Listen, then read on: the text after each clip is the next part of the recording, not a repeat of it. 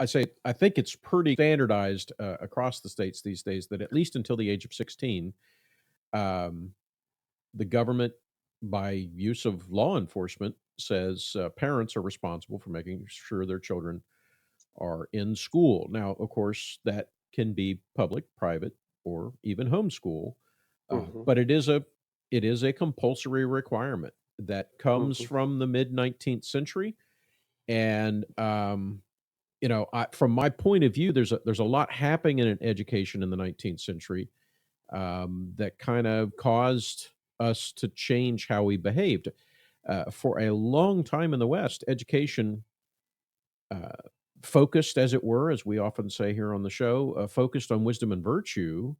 Mm-hmm. It didn't feel that compulsion was necessary. Its own reward Mm. made most want it. And I hear all kinds of nonsense on a regular basis about how compulsory education had to come into play because there was just horribly high rates of uh, illiteracy and all kinds of things. Mm. Prior to mass schooling, there was very few educational options and that sort of thing, and that's it's just not historically accurate. Um, Mm-hmm. you read any decent history of our early American experience, I see rates as high as 3/4 of the total U.S. population, Wow. including slaves, being literate. Wow. So And that's mid 19th, you said? yeah, 1800s? yeah, before Okay. before compulsory education. Wow, wow. So That's good to know. yeah, it, in the website, I'll post a link to an article that kind of brings some of this forth. But the compelling reason for compulsion Mm-hmm. seems to have come from the massive wave of immigration in the early to mid 1800s. If you know your history, a large number of immigrants came escaping the Great Famine in Europe, potato famine as it's Mm-hmm. often called.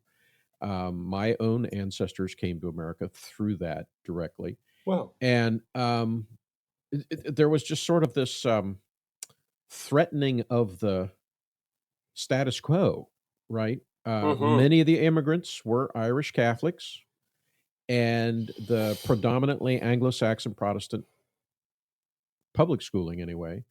Uh, Mm-hmm. I'll read you a quote from the editor of the Massachusetts Teacher. Now, Massachusetts is important because it's the first state to go with compulsory education. You can Huh. find some states holding out on into the 1900s, but 1851 was Wow. was when, I guess 1852 is when they passed the law. But here in 1851, the William Swan wrote, "In too many instances, the parents, speaking of the immigrants, are unfit guardians of their own children.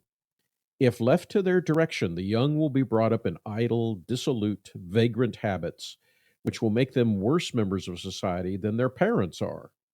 Instead of Oh. filling our public schools, they will find their way into our prisons, houses of correction, and almshouses. Nothing can operate effectually here but stringent legislation, thoroughly carried out by an efficient police. The children must be Oh. gathered up and forced into school. And those who resist Oh. or impede this plan, whether parents or priests, must be held accountable and punished." Oh, boy. Now, I'm not saying that that guy by himself won the argument, but that's the kind of argument that was being put forth. If we don't do something, we're going to be left behind. Keep in mind that 1850s and 60s is the rise of the view of progressivism, the notion that we are becoming Mm-hmm. better and better. And it's mostly through the use of expert opinion that we can Uh-huh. steer society towards a better place. Horace Mann, Whew. Horace Mann's a big guy Yep. with this, and he has those statements out there very clearly. States that prisons and schools are interrelated. If you have more schools, you'll have less prisons, or vice versa. And of course, we've got Mm. plenty of schools these days, but Plenty. prisons seem to be And overcrowded. as a result, we don't have any prisons Yeah. anymore. Well, one could argue that the schools themselves feel more like prisons than maybe they should. But that's Right? that's the problem, as best as I can state it, as short as I can state it. Right. We are in a place today where we make students go to school, and I'm not suggesting that we can change that fact. I'm asking what its effect is on education.